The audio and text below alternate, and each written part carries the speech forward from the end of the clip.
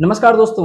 आज की इस दुनिया में आप अच्छे से अच्छा और बुरे से बुरा जो कुछ भी आप सोच सकते हो वो कहीं न कहीं वो घटनाएँ घट रही हैं। ये खौफनाक घटना, ये दर्दनाक घटना राजस्थान के जयपुर की है। दरअसल राजस्थान के जयपुर में एक परिवार रहा करता था जिसमें पिता का नाम विजय वशिष्ठ होता है और माँ का नाम होता है नीरज शर्मा।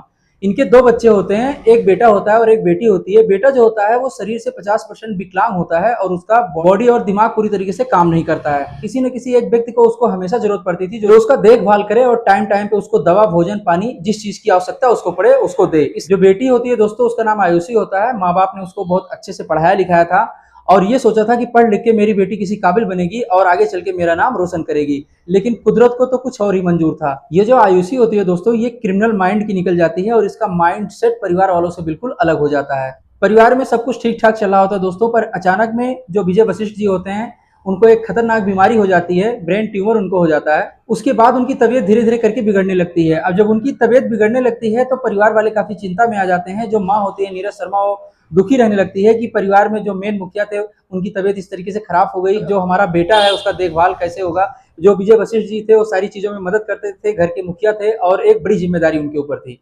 जो आयुषी होती है दोस्तों जैसे जैसे वो देखती है कि हमारे पिता की हालत धीरे दिन पर दिन बिगड़ती जा रही है, सीरियस होती जा रही है और बचने के चांस इनके बहुत कम नजर आ रहे हैं, तो उसके दिमाग में एक ऐसा गंदा खेल चलने लगता है जो बाद में चलकर एक खौफनाक रूप ले लेता है। कुछ दिनों के बाद विजय जी की तबीयत काफी बिगड़ने लगती है, उनको हॉस्पिटल में एडमिट कराया जाता है। जो विजय जी की पत्नी होती हैं वो डॉक्टर से बात करती हैं कि इनकी इनकी तबीयत सही हो जाएगी या नहीं, रिकवर हो जाएंगे या नहीं। तो डॉक्टर कहते हैं कि देखिए हम लोग पूरी तरीके से कोशिश करेंगे, बाकी सब ऊपर वाले के हाथ में है। नीरज शर्मा के जो भाई होते हैं आयुषी के मामा, नीरज शर्मा उनसे बात करती हैं और कहती हैं कि भैया इस तरीके से आपकी जिया जी की तबीयत दिन पर दिन तबीयत बिगड़ती जा रही है, परिवार में सब कुछ ठीक नहीं चल रहा है, आगे कैसे क्या होगा। वो अपने बहन को दिलासा दिलाते हैं, भरोसा रखो सब कुछ सही होगा। धीरे धीरे करके कई दिन बीत जाते हैं, विजय की तबीयत लगातार बिगड़ती जाती है। आयुषी जो होती है एक क्रिमिनल माइंडसेट की हो चुकी होती है, इसके दिमाग में एक अलग ही खेल चल रहा होता है, प्रॉपर्टी, नौकरी और धन के लालच का। ये जब देखती है कि पिताजी की तबीयत लगातार बिगड़ती जा रही है तो एक दिन क्या होता है, दिसंबर 2024 तक इनका इलाज चल रहा होता है हॉस्पिटल में। लेकिन एक दिन आयुषी और आयुषी का जो चचेरा भाई रवि उर्फ बलराम, ये दोनों लोग हॉस्पिटल पहुंचते हैं और बगैर किसी को बताए, अपनी माँ या अपने मामा किसी को भी बिना बताए आयुषी अपने पिताजी को लेके कहीं चली जाती है। जब माँ नीरज शर्मा उससे बात करती है और पूछने की कोशिश करती है तो आयुषी ये बताती है कि उनको हम उस हॉस्पिटल से निकाल करके एक अच्छे हॉस्पिटल में लेके आए हैं और यहाँ आईसीयू में है, वो इनका इलाज चल रहा है, वहां से कुछ उम्मीद है कि ये सही हो जाए। आप लोग चिंता ना करो, जो कुछ भी हो रहा है अच्छा हो रहा है, हम लोग इनका अच्छे से इलाज करा रहे हैं, आप बिल्कुल चिंता मत करो, आप भाई का देखभाल करो। इस वजह से नीरज शर्मा अपने पति को देखने नहीं जा पाती हैं। और जब 3 महीना बीत जाता है, तो आयुषी के मामा और उस आयुषी की माँ नीरज शर्मा उससे फोर्स करती हैं बार बार कि तुम अपने पापा से मुझे मिलाओ, तुम किस हॉस्पिटल में उसको एडमिट कराई हो, इलाज सही से चल रहा है कि नहीं चल रहा है, अभी तक क्या हुआ, तुम बता क्यों नहीं रही हो, इस चीज को छुपा क्यों रही हो। आयुषी को जब लगता है कि दबाव ज्यादा पड़ रहा है, अब ये चीज तो बताना ही पड़ेगा कि हम लोग लेकर के कहाँ रखे हैं इनको। लेकिन तब ये लोग आपस में प्लान बनाते हैं। अचानक से आयुषी और जो उसका चचेरा भाई रवि उर्फ बलराम होता है, ये लोग अपने मामा को भी फोन करते हैं और माँ नीरज शर्मा को भी फोन करते हैं कि पिताजी को हमने उस हॉस्पिटल में भर्ती करा दिया है, उनकी हालत वहां पे सही नहीं हो रही थी, इसलिए वहां से ला करके हमने दूसरे हॉस्पिटल में भर्ती करा दिया, आपको देखना है तो आप जाके देख लो, उनकी हालत सही नहीं हो रही है, हम लोग परेशान हो चुके हैं। ये बात सुनते ही आयुषी के मामा और माँ नीरज शर्मा जब हॉस्पिटल पहुंचती हैं तो वहां पे देखती हैं तो जो उनके पति की जो हालत होती है वो बेहद ही नाजुक होती है, उनकी शरीर कमजोर हो चुकी थी और वो कुछ भी करने में बिल्कुल असमर्थ हो चुके थे।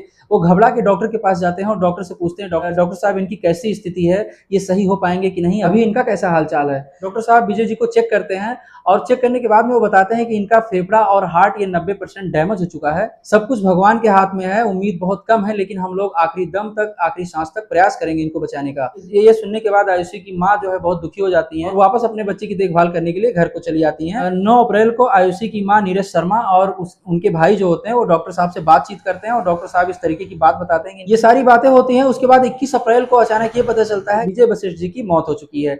अब पूरे परिवार में गम का माहौल होता है। इसी तरीके से आनंद फानन में उनको लाया जाता है और उनका जो भी अंतिम संस्कार होता है जिस तरीके से वो किया जाता है। दोस्तों यहाँ पे एक मैं नाम ले रहा हूँ कि आयुषी का जो चचेरा भाई होता है रवि उर्फ बलराम, दरअसल पढ़ने लिखने में पहले बहुत कमजोर था, तो इसको आयुषी के पापा विजय जी ने ही अपने पास बुला लिया कि चलो भाई का लड़का है, इसको बुला लेते हैं और इसको एलएलबी करा देते हैं। एलएलबी तो कंप्लीट कर लेता है, लेकिन विजय जी की प्रॉपर्टी, धन दौलत देख करके उसके दिमाग में एक अलग ही खेल चलने लगता है।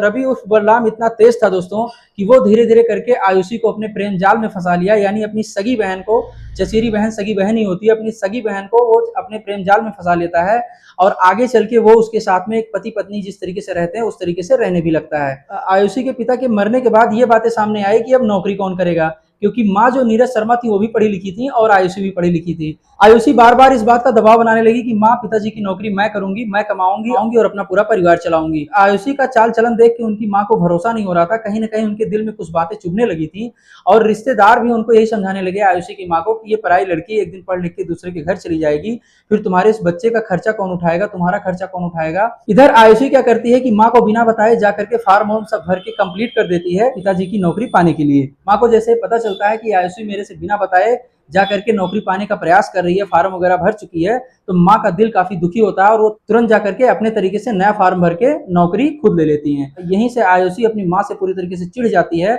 और मन ही मन अपनी माँ को रास्ते से हटाने का प्लान तैयार करती है। उसका पूरा साथ देता है उसका चचेरा भाई रवि उर्फ बलराम। ये दोनों प्लान तैयार करते हैं और आयुषी अपनी माँ से लड़ झगड़ कर अपने पुराने मकान रविंद्र नगर में चली जाती है और वहीं से एक खौफनाक प्लान को तैयार करते हैं। हत्या करने वाले जो दरिंदे थे वो सब हायर हो चुके थे। आयुषी अपनी माँ का हत्या कराने के लिए 7 लाख रुपए में हत्यारों को हायर करती है। वक्त आता है इस खौफनाक घटना को अंजाम देने का। तारीख होती है 3 जुलाई 2026। करीब 4 बजे का समय हो रहा होता है। जयपुर का थाना लगता है प्रताप नगर। तो ये जो थाना होता है दोस्तों प्रताप नगर, इसके बगल में एक स्कॉर्पियो आगे खड़ी होती है। ये जो हत्यारे होते हैं दोस्तों, ये इसके पहले भी रेकी कर चुके थे कि नीरज शर्मा जो आयुषी की माँ होती है वो कितने बजे बाहर जाती हैं, कितने बजे आती हैं, और फाइनली उसी के हिसाब से अपना प्लान तैयार किए होते हैं। स्कॉर्पियो जो होती है दोस्तों काफी देर से वहां पे खड़ी होती है और जो उसके अंदर में बैठे हत्यारे होते हैं काफी देर से इंतजार कर रहे होते हैं नीरज शर्मा का। नीरज शर्मा इन हत्यारों को दिखाई पड़ जाती हैं और पूरा रोड खाली होता है। नीरज शर्मा रोड के साइड से बिल्कुल जा रही होती हैं कि कहीं कोई गाड़ी ना आ जाए, कहीं ठोकर ना लग जाए, इसलिए पहले से ही सतर्क होकर के वो रोड के किनारे से चल रही थी। इससे इन हत्यारों को नीरज शर्मा दिखाई दी। 120 की रफ्तार से स्कॉर्पियो रोड पे दौड़ती है। नीरज शर्मा रोड के साइड से चल रही होती हैं, लेकिन स्कॉर्पियो जो है बीच रोड से गाड़ी मुड़ती है। उसके बाद में रोड के किनारे से नीरज शर्मा को उड़ाती है और नीरज शर्मा कई फुट ऊपर उड़ती हैं और गिर जाती हैं और वहीं पे उनकी मौत हो जाती है। जैसे ही हत्यारों द्वारा इनको खबर मिली कि काम हो गया है, आयुषी सबसे पहले अपने मामा को फोन करती है और अपने मामा को ये बताती है कि मामा, मम्मी का एक्सीडेंट हो गया है और उनकी मौत हो गई है।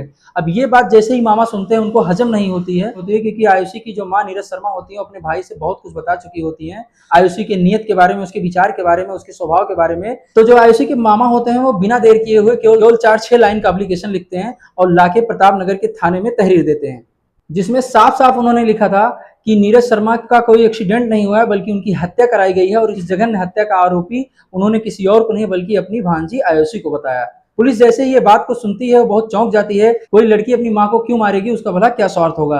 पुलिस ने इस मामले को गंभीरता से लिया और जब तहकीकात करने लगी पुलिस, जब एक एक कड़ी को जोड़ने लगी, तब जाके सीसीटीवी खंगालने लगी और थाने के बगल में स्कॉर्पियो खड़ी दिखी और वहां पे जो हत्यारे थे वो सारे नजर आते हैं और उसके बाद में एक प्लान के तहत नीरज शर्मा को उड़ाया जाता है। जैसे ही पुलिस को जानकारी मिलती है कि आयुषी ने ही अपनी माँ की हत्या करवाई है और इस हत्या के पीछे की पूरी जिम्मेदार आयुषी है, पुलिस तुरंत बिना देर किए हुए आयुषी को ट्रेस करके उसको गिरफ्तार कर लेती है। उसका जो चचेरा भाई रवि उर्फ बलराम होता है वो काफी ज्यादा शातिर होता है, वो मौका पाते ही वहां से फरार हो जाता है। दरअसल जो आयुषी के मामा होते हैं उनके बताने के अनुसार जब उनसे अपनी बहन की एक दिन बात हो रही थी तो उनकी बहन जो नीरज शर्मा होती है, आयुषी की जो माँ होती है, वो ये कहती हैं कि आयुषी बातों बातों में उसने ये बात कही है, जिस तरीके से हमने पापा के मुंह से नली निकालकर उनको मौत के मुंह में डाल दिया, उसी तरीके से एक दिन तुमको पापा के पास ही पहुंचा देंगे क्योंकि तुम हमें चैन से जीने नहीं दे रही हो। आयुषी के मामा ये भी बताते हैं दोस्तों कि कुछ दिन पहले आयुषी के घर में चोरी होती है। घर में से बहुत ज्यादा मात्रा में सारे कैश और जो जेवरात होते हैं वो गायब हो जाते हैं और इसकी शिकायत आयुषी की माँ सांगा नगर पुलिस स्टेशन में जाके करती हैं, तहरीर देती हैं, लेकिन पुलिस कोई भी कार्रवाई नहीं करती है। अब आयुषी के मामा का ये भी कहना है कि यही सारे पैसे और जो गहने थे वो बेच करके आयुषी ने पूरे मर्डर का प्लान तैयार किया। जो हत्यारों को इन्होंने हायर किया 7 लाख रुपए दे करके, ये वही सारे चोरी के गहने और जो पैसे थे उसी का उपयोग किया इन्होंने। अकेला जो उसका भाई जो 50% विकलांग था, उसकी जिंदगी अधूरी हो गई, देखभाल करने के लिए कोई नहीं रहा। तो आज की इस दुनिया में दोस्तों आप अच्छे से अच्छा और बुरा से बुरा जो कुछ भी सोच सकते हैं वो सब कुछ हो रहा है। सारी घटनाएं घट रही हैं, अच्छा भी हो रहा है और बुरा भी हो रहा है। ये कहानी सुनाने का मकसद मेरा किसी को दिल दुखाना, किसी के दिल को ठेस पहुंचाना नहीं है, बल्कि लोगों को जागरूक करना है कि जिस तरीके से समाज में ऐसी घटनाएं घट रही हैं, सामने आ रही हैं, उससे हर परिवार में कहीं ना कहीं सतर्कता होनी चाहिए। आज के समाज में अपना सगे से सगा रिश्ता भी जो होता है वो भी कहीं ना कहीं धोखा दे जाता है। जहां भी रहे सतर्क रहें, अपने आसपास नजर बनाए रखें। दोस्तों उम्मीद करता हूं कि इस कहानी से आपको बहुत कुछ सीखने को मिला होगा। ऐसी ही सच्ची घटना, सच्ची कहानी देखने के लिए हमारे इस चैनल को अगर आप फेसबुक पे देख रहे हैं तो फॉलो कर लीजिएगा, अगर यूट्यूब पे देख रहे हैं तो चैनल को सब्सक्राइब कर लीजिएगा। मिलते हैं किसी और कहानी, किसी और नई सच्ची घटना के साथ में। तब तक के लिए आप जहां रहें सेफ रहें, सुरक्षित रहें। जय हिंद, जय भारत।